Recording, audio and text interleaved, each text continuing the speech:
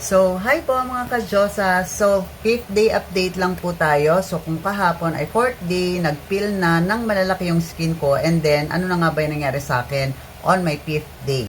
So, mga ka-Diyosa, sa mga first time user, ito para at least before man kayong gumamit ng ating SCD Peeling Skin Lotion sa inyong katawan, ay i-aware ko na po kayo kung ano yung mga pwede nyo pang maranasan after the peeling process.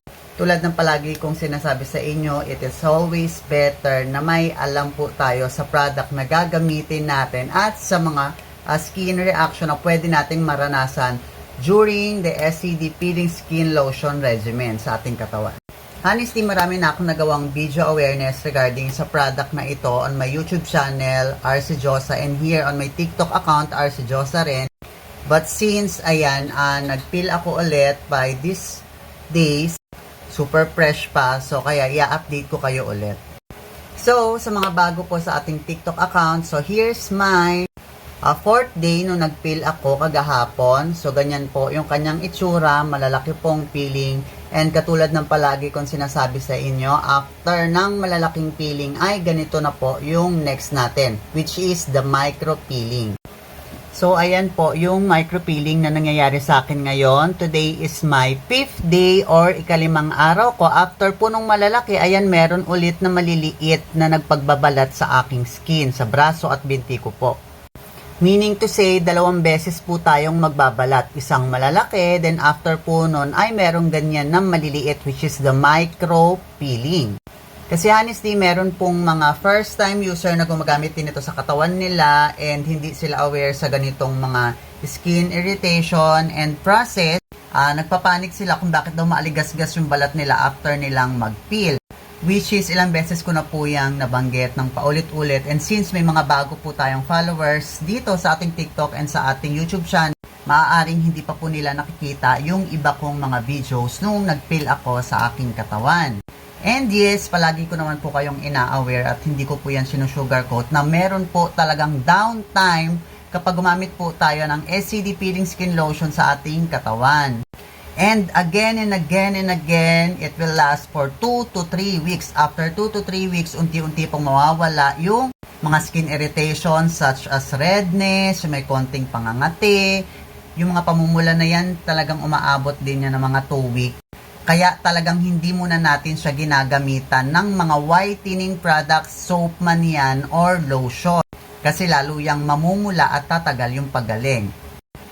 So after 3 weeks, huhu pa rin po lahat yung mga skin na yan. So papansin nyo naman yan dito, ayan magkaiba siya, magkaiba pa siya. Hindi pa siya bumabalik sa ay hindi siya masyadong mapula. Ito, side na to. So magkakaiba naman din kasi. So ito medyo mapula pa, ayan, may mga nagbabalat pa rin. So, unti-unti, babalik din po yan sa dati after 2 to 3 weeks po. Tandaan po natin yan, 2 to 3 weeks, kaya wag po tayong mag-aalala. And again, this is my 5th day. For sure may magtatanong, ano na pong ginamit nyo after nyong magbalat sa SCD Peeling Skin Lotion? As of now, I only have 3 products na ginagamit for my healing process. Number 1 na dyan mga ka-Diyosa ay yung ating pong SCD Virginity Feminine Wash. Yes, bagong bukas po ito, but as you can see mula kahapon hanggang ngayon, ginamit ko siya. So, ganyan na kadami yung nababawas ko kasi ito na yung ginagamit ko sa braso at binti ko na sabon. Kasi malamig siya, meron siyang guava extract and anti-inflammatory. So, makakatulong ito para sa fastest recovery ng skin natin. Pangalawang product na ginagamit ko ay yung SCD Healing Cream. After ko pong maligo nito, ito po yung ina-apply ko sa buong braso at binti ko. Kung mapapansin nyo, baka itanong nyo, Ma'am RC, napakaliit naman yan. 10 grams lang yan. Para naman yan kakasya sa braso at binti namin. Sige, bibigyan ko kayo ng tips. Ang ginagawa ko po, after ko maligo, ipapatodry ko lang siya ng towel and then hinahayaan ko siyang medyo basa-basa. And then kapag gumawa ka ng konting amount, since basa pa yung katawan mo, iganyan mo siya, mas madali mo siyang maikakalat sa buong balat mo.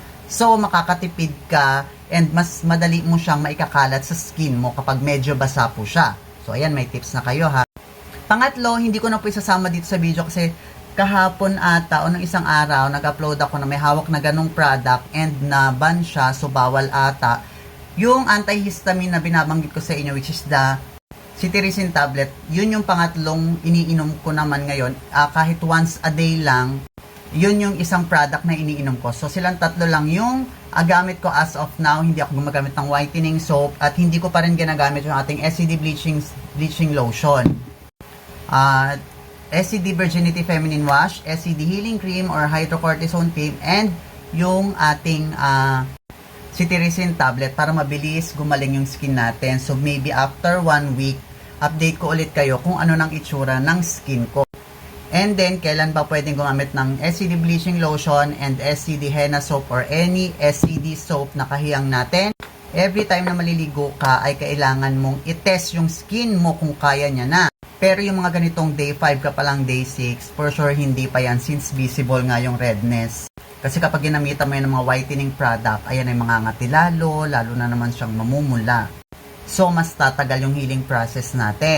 Pero paano ba malalaman? Kuha ka ng soap, nabanggit ko na to, may content na akong ganito before. Pabulain mo lang siya sa isang kamay mo and then i-apply mo lang siya dito sa area na to or sa area na to ng legs mo. And then kapag lalo siyang mahapdi at namumula, wag mo muna siyang gamitin. Meaning to say, hindi pa pwede. Pero after 7 to 8 days to 10 days, kapag in-skin patch mo na ulit yung sabon dun sa skin mo at hindi na siya natitrigger, hindi na siya lalong namumula o nangangati, pwede na po. Yun na yung sign na pwede ka nang gumamit ng whitening soap and then the SCD bleaching lotion.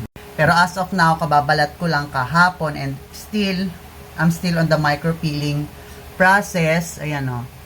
So pag ginanyan mo siya, ayan, hindi ko alam kung nakikita yun sa video. Para may naglili parang snowflakes. Hindi pa po yan advisable. Mas lalo lang tatagal yung ating paggaling. So, yun lang for today's video. Again, this is my 5th day mula nung nagbalat ako gamit ang ating SCD Peeling Skin Lotion. Then, update ko ulit kayo after 1 week naman kung ano nang nangyari sa skin ko. So, yun lang mga kajosa and have a great day. Bye-bye!